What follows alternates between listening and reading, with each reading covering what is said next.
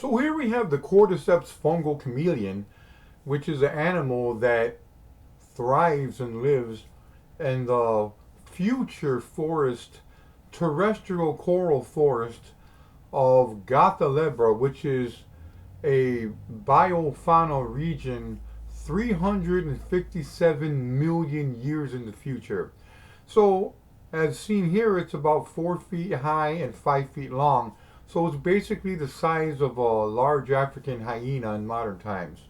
So there's a couple things about this ground chameleon, giant ground chameleon, that's very, very advantageous even for the wondrous animals that have evolved in such extreme ways in the very far future. So this is a new take on speculative evolution as far as understanding the more fantasy elements of speculative evolution, that are being, presented in books and so forth. So let's take a look at the Cordyceps fungal chameleon, a closer look. So basically, the animal has two ways of feeding. It has a symbiotic relationship with a new type of Cordyceps fungus. Now, you can see that on its back, it has a type of fungal plaques and polyps and tendrils. And these tendrils here are very similar to kind of like analogy wise towards like a honeydew carnivorous plant that has all this type of sticky viscous fluid that attracts insects, but also gets stuck on nutritious plants and different types of vegetation and small insect matter. Okay, small insects, and also getting different types of plant husk and different forms of lichen stuck on its back for very advantageous reasons. So here we have a better look at the plates, the large fungal cordyceps plates that are set alongside of its back. And on the bottom here, you can see these kind of, semi-spherical type of, looks like somewhat of a reptilian boils that are set and interlocked inside of its skin. And you can see that this is actually where the food matter that gets caught and trapped and gets digested in these plaques gets transferred as fluid and mulch, kind of a mulch of flesh and biomaterial through those boils and into the chameleon's skin. So it has a outside way of feeding that has nothing to do with its mouth. However, let's take a look at this in ink form, and we'll take maybe a better. It might actually show a better version of the actual teeth and tusk of this animal. So here we have a long set of teeth that go widely around its mouth, but these are actually tusks, not teeth, or more so teeth that became tusk. And this acts much like a modern sword. Well, whether you call swordfish or sawfish, but sawfish is what we're really looking for. A sawfish that basically rapidly moves its head from side to side, and that's how it catches its prey. The Cordyceps chameleon does exactly the same thing, but in a terrestrial predation way. So basically, when you look at this here, you can see that this animal swings its head from side to side.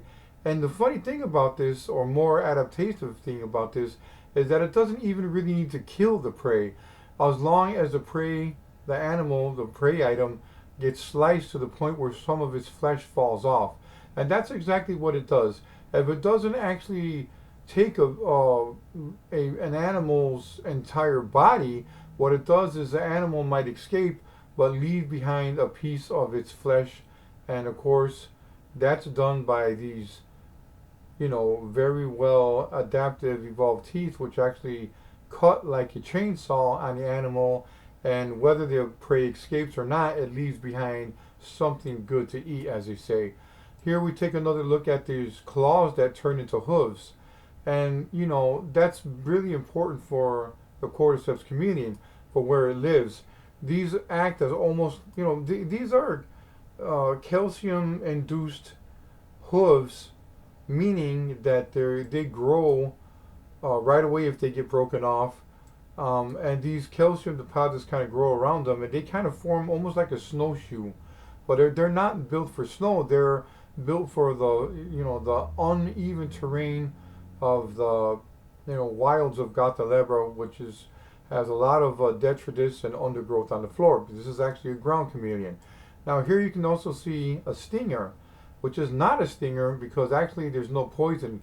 But what it can do is very rapidly uncoil its tail and actually stab an attacker. And as it does so, these spines along its tail's edges can also inflict different slices and really deter the much larger. There's a whole bevy of large predators that are much larger than this animal that often try to prey on the Cordyceps chameleon. However, it is not without its defenses. So this animal here, taking place 357 million years in the future, is a derivative of the ground chameleons, which are tiny, which are almost, unbelievably tiny in the modern era, where a modern ground chameleon can literally sit on one of your fingernails. Some are that tiny. Here we have a ground chameleon that's as big as a hyena, or just under the size of a zebra. It's very heavy for its bulk and body, and it has two different ways of gaining food. One through this symbiotic relationships with the Cordyceps fungus, and also by flat-out predation using its very saw-like tusk teeth.